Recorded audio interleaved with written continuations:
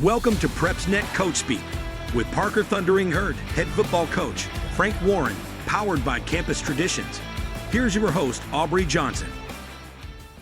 Welcome in, Coach. Glad to be here. All right, so we missed a show 2 weeks ago, so we got some catching up to do. We're going to talk about 4 games in a row.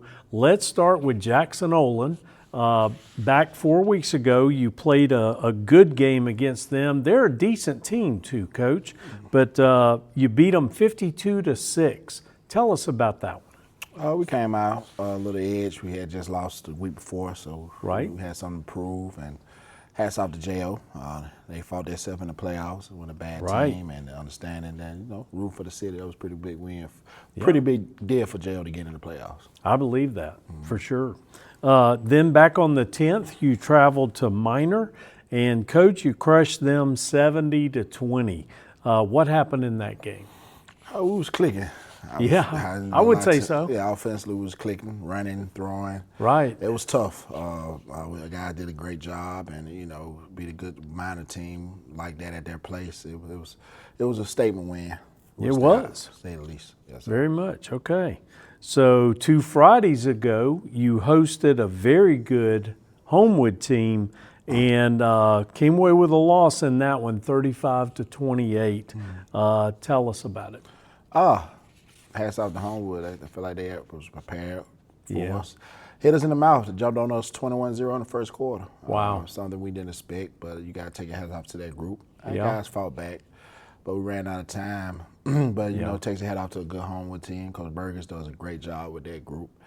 And, it kind of opened some eyes here.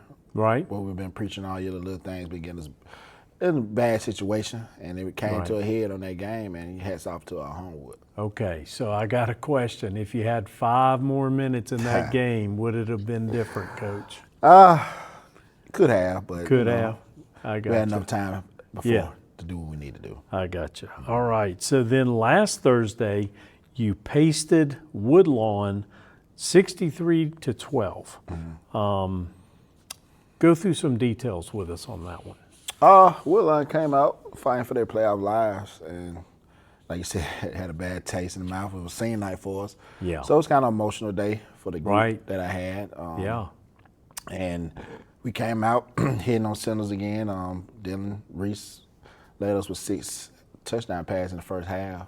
Yeah. And a couple of young guys stepped up in the second half. They didn't have a JV game the week before, so they felt like it was an opportunity for them to get some reps. So meaning reps, and they did. And, it was a good test for us before we get to the playoffs with this bye week and what's ahead of us. Okay.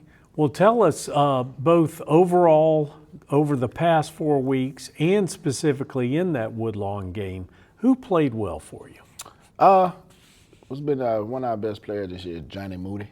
Defensive back. He's been a leader for us on and off the field, and I think he's been playing with a lot of confidence for us. Good. Darius Davis.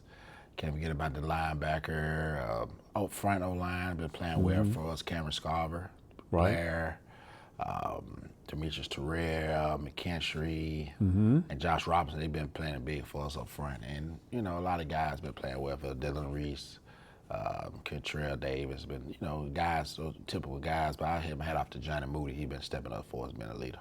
All right, fantastic. Any injuries to talk about over the last month? No, we had some banged up. Early on in the year, we had our top 2 running backs from last year, Chance and Isaiah Miles. Right. Was missing a couple of games, but guys stepped up. Jeremiah Jackson, Cameron Murphy, got some meaningful reps, and to those guys got back ready. So we kind of almost fully loaded. Right here is more of a mental week for us with the bye week. Right. Make sure we can play another 5 weeks. Okay. So you mentioned the bye week. That's right now. Yeah. There's no game for you this week. So we're moving right on into playoffs starting next week, right, Coach? Yes, sir. You're going to be meeting up against Oxford. You're the 2nd seed in the region. You're meeting up with Oxford. What do you expect to see from the Yellow Jackets? Man, you turn the film on. Probably one of the pretty looking team you'll see. Got some guys at every position that could play, especially up front on the DN offensive line. The guys that makes the players on the outside. Right. Just a year ago, I joked, this was the semifinals game. Yeah. Now it's a first round matchup, so it's kind of interesting how 6A can be, and getting this type of matchup in the first round. You know, typical of that is it's going to be a tough game. Okay. They always come with a lot of power and a lot of punch, and you know we'll be expecting it. And just understanding the guys, we got to play anybody anywhere. So understanding it don't matter what we playing about it, we got to be ready for them. Right. Very good. So, Coach, we usually have a rotating question at this point. We've talked a lot about the players over the season. Let's spotlight a little bit of the staff. Let's talk about them, give them a little bit of love. How have they handled this season? They handled it well. We had our ups and downs this year, and challenging us on certain spots. But we've been handling it well. Shout out to my defensive coordinator, Rick Sharp. He does a great job in organization with our group and teaching them not just about, football. We teach them football, not just plays, and understand that he does a great job on that side of the ball. And he had half of his guys returned from last year, so guys in new spots. Sure. And they're coming along. Once they click, man, it could be something special. I shout out to my offensive line coach, Mark Quentin Holland. He does a great job with that group.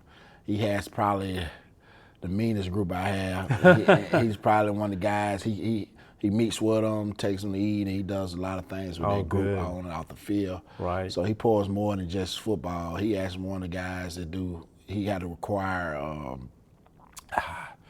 He requires them to do extra outside of school. So that's one of the good things. Community service. That's there you go. So sure. He does a great job. My whole staff, man, the OC, Carter McGavin, to the running back coach, Coach Tolbert, receiver, Coach Williams, to the defensive side, D-line coach, Coach Shepard, Coach Crawford, to linebacker, Coach Venables, the DB coach, Williams, Coach Crosby, special team coach Marshall, Coach Steve, and my strength conditioning guys, Coach Miles and Coach Rogers.